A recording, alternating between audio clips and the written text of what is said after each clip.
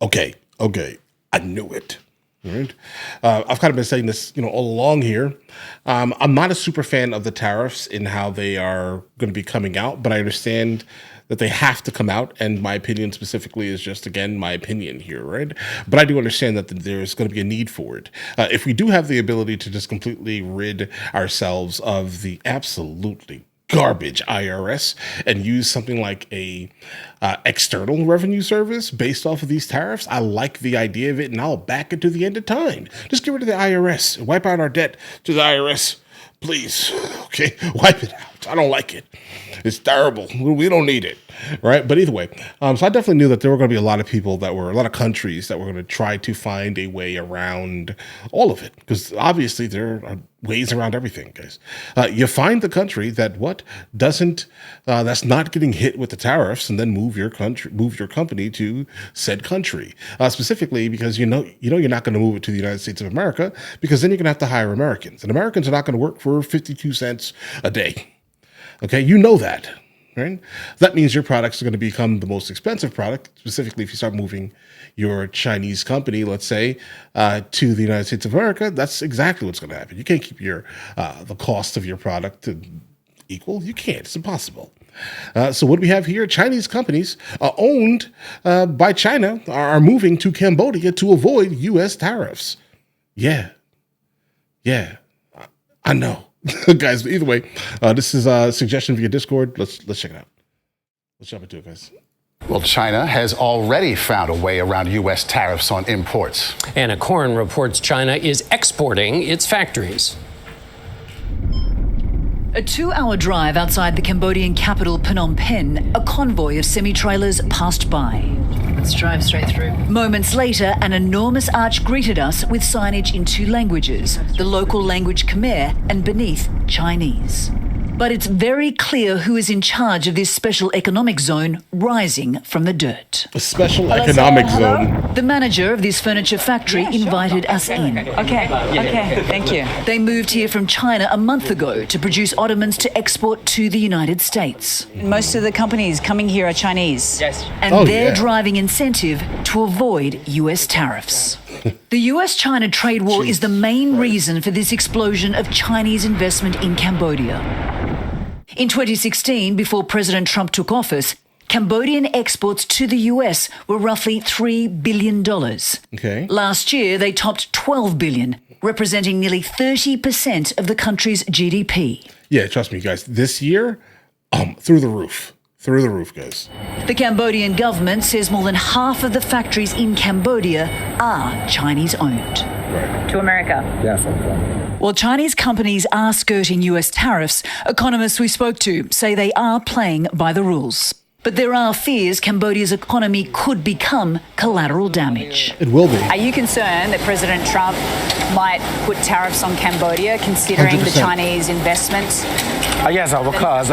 Chinese garment factory owner Mr. Huang moved to Cambodia 20 years ago, capitalizing on tax breaks and lower wages while still running factories in China. But when the trade war began in 2018, he moved all operations to Cambodia and now exports 60% of his garments to the US. And who are your customers?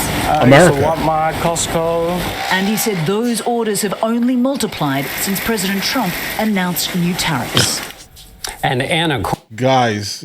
Korn joins us now from wait a Beijing. second. Anna, as you mentioned, there are already tariffs on China. President Trump says he's going to add more tariffs. What's that going to do to China? Well, John, Chinese manufacturers certainly are going to feel some pain. We spoke to one who said she'll try to absorb the tariffs. Others won't be in a position to do so. That's when you'll see those higher costs passed on to American customers. But those retaliatory tariffs we saw from China were mainly symbolic last month. Now they're going to target U.S. agriculture, and that's U.S. farmers. And Anna, China's National People's Congress starts on Wednesday. That, of course, is their big government meeting. Their economy is not exactly in great shape. So what are they expected to do now? That's right, Maurice. It's been hurting from the property crisis and high youth unemployment. So this National People's Congress is about laying out the roadmap to strengthen the economy. I spoke to an advisor to the Chinese government last night, and he said that despite all this noise about a trade war, he still is confident a deal will be done and that President Trump will visit China later this year. Well, China. All right, guys. Yeah, you can guarantee that China is not going to be only country that does this here. And I guess if they really wanted to actually do it, what they would do is they would continue manufacturing in China, but then just moving all of the products to Cambodia and doing what? Selling them from Cambodia.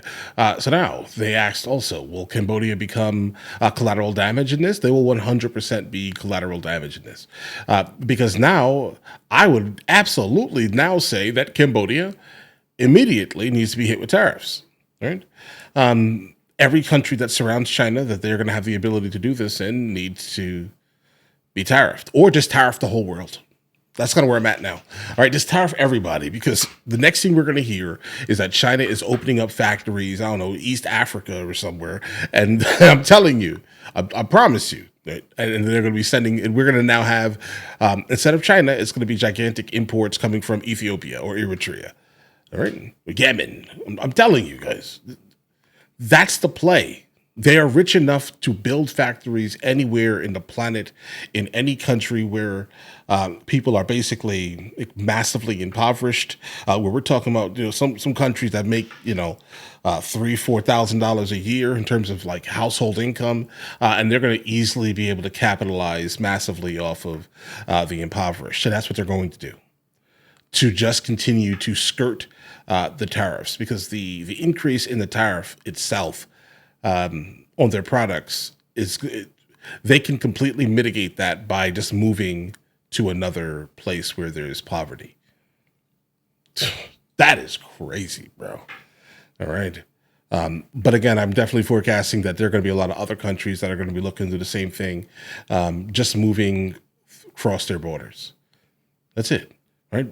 Continue making the things, absolutely, wherever you are, but create like a shipping center or something like that.